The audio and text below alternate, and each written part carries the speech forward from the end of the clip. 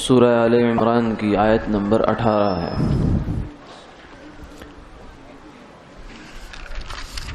اعوذ باللہ من الشیطان الرجیم،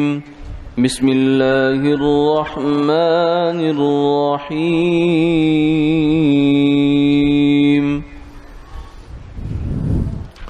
شہد اللہ انہ لا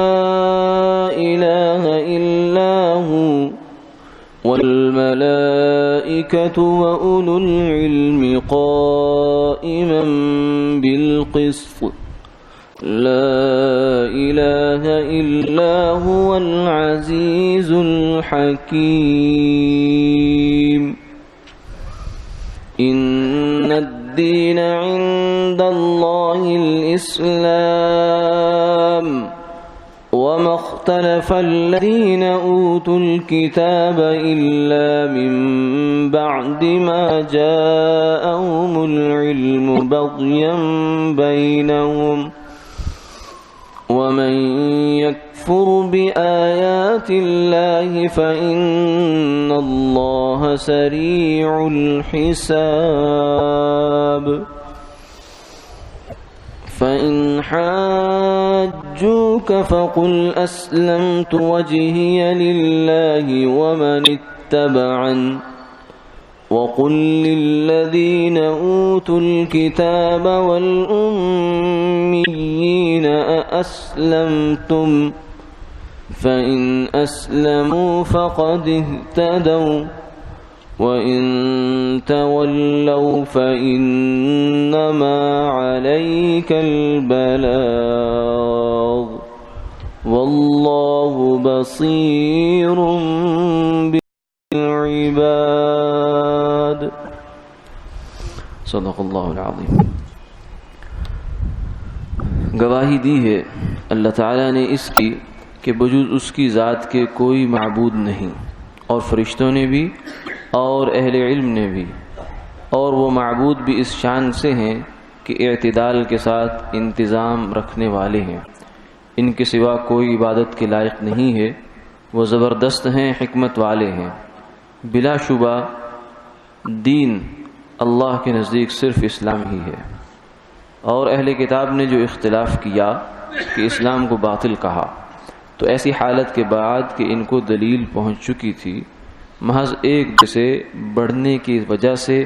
اور ضد و عناد کی وجہ سے، اور جو شخص اللہ تعالیٰ کے احکام کا انکار کرے گا تو اللہ تعالیٰ بلا شبہ بہت جلد اس کا حساب لینے والے ہیں۔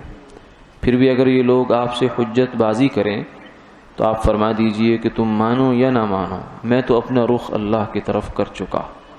اور جو میرے پیروکار ہیں وہ بھی، اور کہہ دیجئے اہل کتاب سے اور مشرکین عرب سے کیا تم بھی اسلام لاتے ہو؟ اگر تو وہ لوگ اسلام لے آئیں تو وہ لوگ بھی راہ پر آ جائیں گے، اور اگر وہ لوگ روگردانی رکھیں تو آپ کے ذمے صرف پہنچا دینا ہے، اللہ خوب دیکھ اور سمجھ لیں گے بندوں کو۔ گزشتہ آیات میں اس بات کا تذکرہ تھا شروع سورت سے کہ نصارہ کے ساتھ اور یہود کے ساتھ اور دیگر دنیا کے جو مذاہب ہیں ان کے ساتھ اسلام کا گویا کہ ایک مکالمہ چل رہا ہے۔ اگرچہ اس کی جو نمائندگی تھی اس موقع پر وہ تو نجران کے ایک وفد نے کی تھی کہ وہ آئے تھے، اور آنے کے بعد انہوں نے حضور صلی اللہ علیہ وسلم سے مکالمہ کیا، مناظرہ مباحثہ کی کوشش کی، لیکن وہ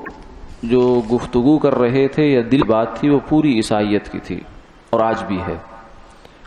اور پوری یہودیت کی تھی اور آج بھی ہے، اور پورے ہندو مت کی تھی اور آج بھی ہے۔ یعنی جب اسلام نے اور آپ صلی اللہ علیہ وسلم نے دنیا میں آ کر اپنا دعویٰ کیا اور پیش کیا اپنے آپ کو کہ میں اللہ کا رسول ہوں اور ایک مذہب لے کر آیا ہوں اور ایک کتاب لے کر آیا ہوں، تو گویا کہ اس کو ہر مذہب کی مخالفت سمجھا گیا، کیونکہ جب بھی کوئی نیا مذہب آتا ہے تو پچھلا مذہب اس کو اپنا مخالف جانتا ہے،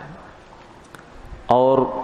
اس کے ساتھ اس کا مکالمہ کرنا اور اس سے بات چیت کرنا، دلائل سے اس کو ثابت کرنا یا تغلید کرنا، یہ اس کا فرض بنتا ہے۔ تو وہ جو کیفیت تھی وہ شروع صورت سے چلی اور بیچ میں کوئی ضمناً مسلمانوں سے بھی باتیں ہوگی. اب دوبارہ رخ جو ہے یہاں سے خطاب کا اسی جانب ہوتا ہے. بات توحید سے چلی تھی کہ اللہ ایک ہیں، عیسیٰ علیہ السلام اللہ کے بیٹے نہیں ہو سکتے، نہ خدا ہو سکتے ہیں. تو پہلی آیت کے اندر اللہ تعالیٰ نے اسی توحید کا بیان فرمایا. شہید اللہ، اللہ گواہی دیتے ہیں. اللہ کے گواہی دینے کا مطلب کیا ہے کہ یعنی اللہ نے کائنات کے اندر اتنے ثبوت رکھ دیے ہیں اور اتنا معاملے کو واضح کر دیا ہے کہ اب یہ ہر چیز گویا کہ اللہ کے وجود پر گواہی دیتی ہے. ففی کل شیء لہ شاہد یدل علی انہ واحد. ہر چیز میں ایک گواہ ہے، ایک شہادت موجود ہے جو اس بات پر دلالت کرتی ہے کہ اس کو پیدا کرنے والا، اس کو چلانے والا کوئی ایک ہے. یعنی سنگل جو طاقت ہے، کوئی ایک طاقت ہے جو چلا رہی ہے. آج بھی جو ہے سائنس نے جو نکالا کائنات کی مختلف فورسز کو نکالا تو انہوں نے کہا کہ 4 کس کی توانائی کی طاقتیں ہیں جو کائنات کو مینج کر رہی ہیں، چلا رہی ہیں. لیکن پھر بھی ان کی اس پر جو ہے وہ قناعت نہیں ہوئی. انہوں نے کہا کہ نہیں، 4 پھر بھی نہیں، اصل کہانی ایک پہ جا کے ختم ہوگی. کوئی ایک فورس ایسی تلاش کرنی چاہیے، ایسی طاقت تلاش کرنی چاہیے، ایسی توانائی اور انرجی تلاش کرنی چاہیے کہ جو ان 4 کو بھی مینج کر رہی ہو. ان انسانی ذہن جو ہے وہ بنیادی طور سے یہ فطرتی طلب رکھتا ہے کہ انتہا جو ہے کسی ایک پر جا کر ہونی چاہیے. اور اللہ تعالیٰ فرماتے ہیں وَأَنَّ إِلَىٰ رَبِّكَ الْمُنْتَهَىٰ کہ کہانی جو جا کر ختم ہوتی ہے وہ تمہارے رب پہ ہوتی ہے، اس سے نیچے تو کہیں بھی کہانی ختم نہیں ہوتی. تو فرمایا کہ کائنات کی ایک ذرہ جب گواہی دیتا ہے تو یہ اللہ ہی کی گواہی ہے. اور اس کو یوں بھی آپ تعبیر کر سکتے ہیں کہ کچھ حقیقتیں ایسی ہوتی ہیں کہ جن کو کسی ثبوت سے، کسی جو ہے چیز سے ثابت کرنا پڑتا ہے، گواہی سے، کسی پروف سے. لیکن کچھ چیزیں ایسی ہوتی ہیں کہ جو سیلف ایویڈنس ہوتی ہیں، خود وہ گواہی ہوتی ہیں. جیسے مثلا سورج نکلتا ہے تو آپ کسی سے کہیں، پوچھے آپ سے سورج نکلا، آپ کہتے ہیں ہاں نکلا، کہتے ہیں کیا دلیل ہے؟ تو آپ یہی کر سکتے ہیں کہ اگر وہ بیچارہ اندر کے اندھیرے میں تہ خانے میں بیٹھا ہوا ہے تو اس کو پکڑ کر باہر لے آئیں اور اس کو دکھا دیں لا کر کے یہ دلیل ہے. فرمایا کہ آفتاب آمد دلیل آفتاب، سورج کا نکل آنا سورج کی خود دلیل ہوتی ہے. تو اللہ تعالیٰ کی وحدانیت یہ خود ایک ایسی بدیہی حقیقت ہے کہ جس پر مزید دلیل کیا قائم کرے کوئی انسان. دلیل تو اس چیز پہ قائم کی جاتی جو نظر نہ آ رہی ہو، نظری ہو، جس کے اندر کچھ آدمی کو شبہ لگ رہا ہو. اللہ کا ایک ہونا، اس کائنات کا خالق کا موجود ہونا، پھر اس خالق کا کامل ہونا، حکیم ہونا، مدبر ہونا اور واحد ہونا، یہ تو ایسا سچ ہے کہ جو ہر ذرے سے ٹپک رہا ہے، چھلک رہا ہے اور ذرہ بول رہا ہے کہ میرا بنانے والا ایک ہے. اس لیے فرمایا شہید اللہ، اللہ کی گواہی ہے، انہ لا الہ الا ہو کہ اللہ ایک ہے. اور پھر اس کے بعد فرشتے، انہوں نے بھی انسانوں کو بتایا، انبیاء علیہ السلام کو بتایا کہ اللہ ایک ہے. اور پھر انبیاء علیہ السلام نے آگے انسانوں کو بتایا اللہ ایک ہے. اور پھر آج بھی اور ہر زمانے کے جو اہل علم اور اہل عقل ہیں وہ اس بات کی گواہی دیتے رہے ہیں کہ اللہ ایک ہے، اللہ ہے اور ایک ہے. یہ بات دنیا بھر کی تہذیبوں میں، مذاہب میں رہی ہے کہ توحید ان کے ہاں رہی ہے. آج بھی جتنی تورات انجیل کے اٹھا کر دیکھیں، ہندو مذہب کی جو بنیادی کتابیں ہیں ان کو اٹھا کر کے تو توحید کے نشانات وہاں ملتے ہیں، آثار ملتے ہیں. لگتا ہے کہ توحید اصل میں ان کے ہاں شامل تھی، اللہ کا وجود اور اللہ کی وحدانیت شامل تھی، لیکن رفتہ رفتہ زمانے کی گرد اس پر پڑتی چلی گئی اور وہ چیزیں پس منظر میں جاتی چلی گئی. تو اہل علم نے گواہی دی، آج بھی دے رہے ہیں کہ اللہ ایک ہے بالقائما بالقسط. اور اللہ تعالیٰ کا یہ جو نظام ہے یہ انصاف کے ساتھ قائم ہے، نظام کائنات. لا الہ الا هو العزیز الحکیم. اور وہی اللہ ہے جو غالب بھی ہے، حکمت والا بھی ہے. یعنی یہ دو گویا کہ دلیلیں ہیں اللہ کی وحدانیت کی. ایک غالب ہونا، یعنی کائنات کا ذرہ اس کی قدرت سے باہر نہیں ہے، از خود کچھ نہیں ہے. کائنات ساری کی ساری از خود کچھ نہیں ہے، اس کے پیچھے کوئی چلانے والا ہے. جیسے کوئی چیز ہمیں نظر آتی ہے، پتلی تماشا جیسے پرانے زمانے میں ہوا کرتا، اب تو نہیں ہوتا شاید، تو اس کے پیچھے ایک باریک سی ڈوری ہوا کرتی تھی، وہ ایسے کر کے اس کو ہلایا کرتے تھے تو جس سے وہ حرکت کرا کرتی تھی. کچھ ایسی پتلیاں بنا رکھی ہوتی تھی، کٹ پتلی آج بھی کہتے ہیں، یعنی لکڑی کی پتلی ہے یہ، یعنی پیچھے کو ڈور اور ہلا رہا ہے اور یہ حرکت کر رہی ہے۔ تو کائنات کی جتنی بھی چیزیں ہیں بشمول انسان کے بذات خود کچھ نہیں ہے، ان کے اندر اپنا تو کوئی کمال نہیں ہے، ان کے پیچھے کوئی کہانی ہے، کوئی ڈور ہے جو ہلاتا ہے، اور وہی ان کے اوپر قبضہ رکھتا ہے، وہی ان کے اوپر تصرف کامل قدرت رکھتا ہے، وہ غالب ہے۔ الحکیم وہ حکمت والا بھی ہے کہ اس کا یہ جو ڈور ہلانا ہے، یہ تصرف ہے، یہ تدبیر ہے، یہ الل ٹپ نہیں ہے کہ بس جیسے پھینک دی کوئی چیز، ایسے نہیں ہے، بلکہ ڈیزائن ہے، حکمت ہے، تدبیر ہے۔ اسی لیے آج بھی دنیا دہریت جو خدا کے منکر ہیں، دہری وہ ہوتے ہیں جو خدا کے منکر ہیں، ہر زمانے میں رہے، لیکن آج کے زمانے میں تھوڑا انسان کو نشہ زیادہ چڑھ گیا دنیا کا، اس لیے زیادہ بڑھ گئے ہیں۔ تو یہ آج بھی دنیا دہریت جو ہے اس سوال کا جواب ان کے سے نہیں بن پاتا اور وہ گونگے ہو جاتے ہیں، کہتے ہیں کائنات کا جو ڈیزائن ہے جتنی منظم اور مرتب ہے، یہ نہیں لگتا کہ کوئی بنانے والے کے بغیر ہو سکتی ہے۔ کتنی ترتیب ہے اس کے اندر، ایک منٹ کا تاخیر نہیں ہے، اور خود انسان کی ایک ایک ذرہ، بلکہ ایک ذرہ خود ایٹم کے اندر کیا کچھ چل رہا ہے، خلیے کے اندر کیا کچھ چل رہا ہے، اور وہ کیسے چل رہا ہے، کون اس کو لے کے چل رہا ہے، کیونکہ وہاں ایک جو ہے وہ سینٹی میٹر کیا بلکہ اس سے بھی نیچے نیچے نیچے نیچے آپ ہزارواں حصہ نیچے لے جائیں، اگر اتنا بھی دائیں بائیں ہو جائے تو کیا سے کیا ہو جائے۔ انسان جب تخلیق پکڑ رہا ہوتا ہے، اس کی تخلیق ہو رہی ہے، شروع کے مرحلے میں ہوتا ہے، تو سائنسدان کہتے خود مانتے ہیں کہ اگر وہاں ایک سینٹی میٹر کے بھی ہزارویں ذرے میں جا کر تھوڑی سی چینجنگ ہو جائے، تھوڑی سی بے ترتیبی ہو جائے، بیلنس آؤٹ ہو جائے، تو انسان پتہ نہیں کیسے کیا بن جائے، نتیجتاً کیا ہو جائے۔ یہ سورج جس راستے پہ چلتا ہے، اگر تھوڑا سا بھی بیلنس لوز ہو جائے تو کیا ہو جائے۔ تو کون ہے جو اس کو سنبھالے ہوئے ہے؟ الحکیم، العزیز، الحکیم، یہ اللہ تعالیٰ کی دو صفتیں ہیں۔ اس کے بعد آگے فرمایا کہ یہی اللہ جو غالب بھی ہے، حکمت والا بھی ہے، واحد بھی ہے، اسی نے یہ کہا ہے کہ اب سکے سارے ختم۔ جیسے ایک سرکار ہوتی ہے، وہ ایک نوٹ جاری کرتی ہے ایک زمانے میں، اس کے بعد وہ کہتی ہے کہ اب یہ نوٹ ختم ہے، فلاں تاریخ سے یہ نوٹ نہیں چلے گا۔ اس کے بعد اگر کوئی نوٹ وہ چلاتا ہے تو مجرم ہے، حالانکہ وہی نوٹ پہلے چل چکا ہے، سرکار کی تھا، مہر تھی، اس پر سب کچھ تھا، قابل قبول تھا، اس سے چیزیں ملا کرتی تھی، لیکن سرکار نے جب کہہ دیا کہ نہیں، بس اس تاریخ کے بعد اب یہ نوٹ نہیں چلے گا، اب جو اس نوٹ کو چلائے گا وہ مجرم ہے۔ اسی طریقے سے سابقہ مذاہب جتنے بھی تھے، آسمانی کتابیں جو تھی، سب مذاہب تھے، وہ سب برحق تھے اپنے اپنے زمانے میں، لیکن جب اسلام آ گیا تو اب اسلام کے مالک نے، ان مذاہب کے مالک اور سرکار نے یہ کہہ دیا کہ اب کوئی نہیں چلے گا، ان الدین عند اللہ الاسلام، آج کے بعد ہماری نظر میں جو قابل قبول دین ہے وہ اسلام ہے، سکہ چلے گا تو یہ چلے گا۔ وَمَن يَبْتَغِ غَيْرَ الْإِسْلَامِ دِينًا فَلَن يُقْبَلَ مِنْهُ، جو اس دین سے ہٹ کر کسی اور راستے سے اللہ کو راضی کرنا چاہے گا، نہیں ہو سکتا۔ اسی سید عمر رضی اللہ تعالیٰ عنہ شام کے سفر میں جب گئے، ایک راہب کو دیکھا، ایک پتلی بالکل بیچارہ ہڈیوں کا مٹھا بنا ہوا ہے، اور جس کا جسم، اس کا جو گوشت ہے وہ بالکل چربی بالکل نہیں ہے، ریاضت کر کر کے، مجاہدہ کر کر کے، اپنے آپ کا مشقت میں ڈال کے، تو آپ نے فوری آیت پڑھی، هل اتاک حدیث الغاشیہ وجوہ یومئذ خاشیہ عاملۃ ناصبہ، یعنی ایسے لوگ ہوں گے، بہت کام کیا ہوگا انہوں نے دنیا میں، اور اپنے آپ کو تھکا دیا ہوگا، ختم کر دیا ہوگا، تصلی نارا حامیہ، لیکن نتیجہ کیا ہوگا؟ بھڑکتی ہوئی، دہکتی ہوئی آگ میں داخل ہوں گے۔ کیوں؟ اس لیے کہ من یبتغی غیر الاسلام دینا، کہ حضور صلی اللہ علیہ وسلم کی مہر نہیں ہے اس پر۔ اسی لیے حضرت لاہوری رحمہ اللہ فرمایا کرتے تھے، یہ جو ہندو جوگی اور سکھ یہ بڑی ریاستیں کرتے ہیں، بڑے مجاہدے کرتے ہیں، اور کچھ نہ کچھ لوگوں کو کچھ کرشمے بھی دکھا دیتے ہیں، لوگ چکر میں بھی آ جاتے ہیں، ان کی بڑا قبول عند اللہ ہے، کیونکہ قبولیت کا ہمارے نزدیک معیار یہ ہے ہوا میں اڑنا، پانی پر تیرنا اور غیب کی خبریں بتانا، حالانکہ یہ کوئی قبولیت کا معیار نہیں۔ قبولیت کا معیار سنت پر، شریعت پر زندگی گزارنا۔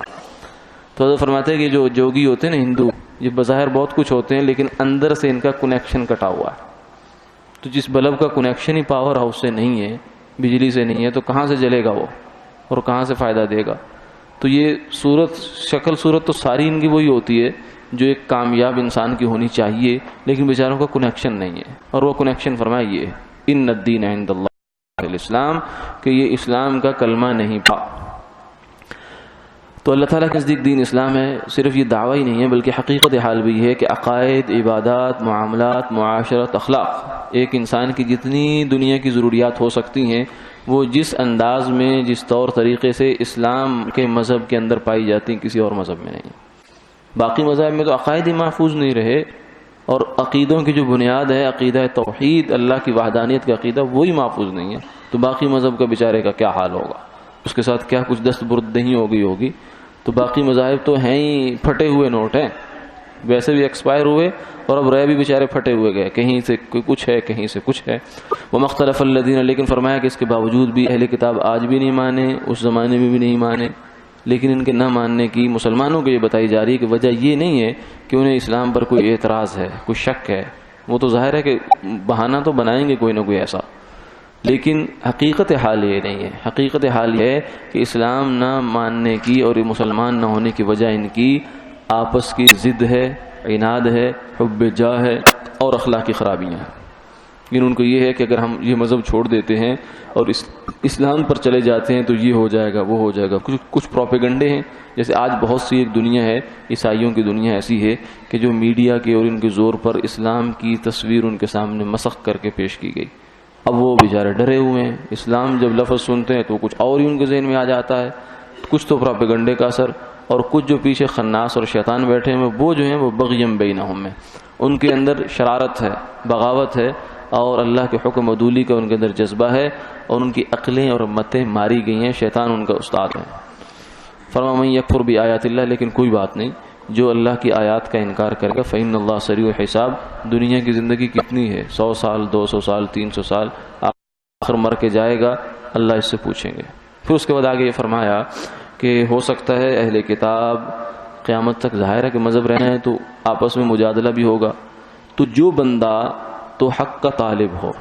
جو بندہ حق کا طالب واقعی اسے شبہ ہو اور وہ اسلام کو سمجھنا چاہتا ہو تو اسے تو سمجھایا جائے گا، اسے تو دلائل دیے جائیں گے۔ حضور صلی اللہ علیہ وسلم نے بھی وفد نجران کو دلائل دیے ہیں، لیکن جب آپ کو اندازہ ہو جائے کہ یہ بندہ سمجھنے کے موڈ میں نہیں بلکہ سمجھانے کے موڈ میں ہے، یعنی گویا کہ نہیں سمجھنا چاہتا اور یہ عناد کے موڈ میں ہے، دوسروں کو خراب کرنا چاہتا ہے، تو پھر اس کا علاج یہ ہے وَإِذَا خَاطَبَهُمُ الْجَاهِلُونَ قَالُوا سَلَامًا، کہ جب جاہل تمہارے ساتھ تمہارے متھا لگ جائے تو پھر یہ نہ کہ ان کے ساتھ جاہل نہ بن جایا کرو، بلکہ کہو کہ معذرت، معاف کرو، ہمارے پاس اتنا وقت نہیں ہے کہ تمہارے ساتھ برباد کریں۔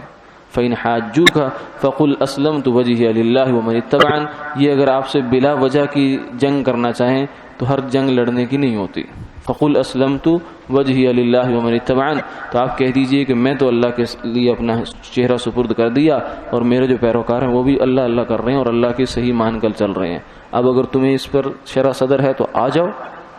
مسلمان ہو جاؤ، اور اگر نہیں ہے تو تمہارا معاملہ اللہ کے ساتھ ہے، ہمارے ساتھ تمہارا کوئی لینا دینا نہیں، ہم اپنا قیمتی وقت تمہارے ساتھ الجھنے میں ضائع نہیں کریں گے۔